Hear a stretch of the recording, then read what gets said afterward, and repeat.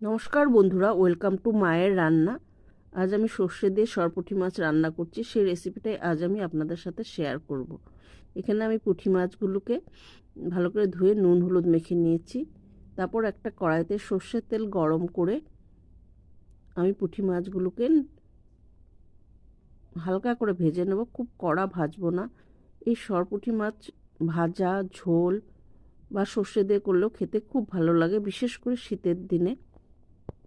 সর্ষের সরপুঁটি করার জন্য আমি এখানে 3 চামচ সর্ষে, 4-5টা কাঁচা লঙ্কা, একটা টমেটো একটু নুন দিয়ে পেস্ট করে নিয়েছি। এতগুলো সর্ষে লাগবে না, আমি একটু রেখে দেব। আর এখানে আমি মাছ ভাজা হয়ে গেলে সেই তেলেই আমি একটা আলু আর দুটো পেঁয়াজ কেটে ভেজে নিচ্ছি। আলুটা আগে একটু ভেজে নিয়ে তারপর পেঁয়াজটা দিয়ে দিয়েছি।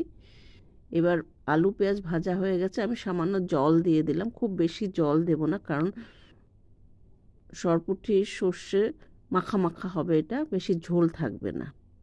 জলটা ফুটে উঠলে আমি এই ভাজা মাছগুলো, এখানে টমেটো কেটে রেখেছি আর মাছটা ভাজা হয়ে গেছে, এই ভাজা মাছ আর টমেটো আমি ঝোলে দিয়ে দেব।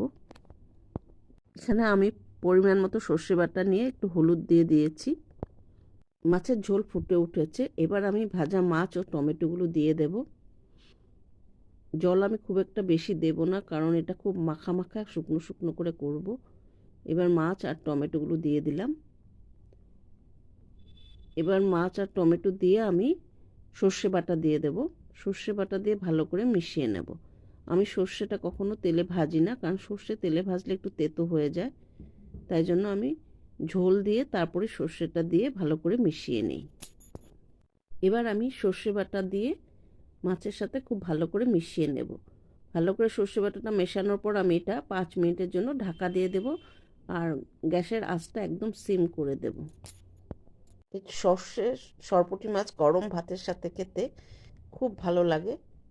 এবার সর্ষেটা খুব ভালো করে মিশিয়ে নিয়েছি। সর্ষে সরপুঁটি মাছ মোটামুটি রেডি হয়ে গেছে। এবার একটু আমি মাছগুলো আস্তে আস্তে উল্টে দেব, যাতে ভেঙে না যায়। আর নামানোর আগে দিয়ে দেব একটু ধনেপাতা। ধনেপাতা দিয়ে 2 মিনিট ঢাকা দিয়ে মাছটা নামিয়ে নেব।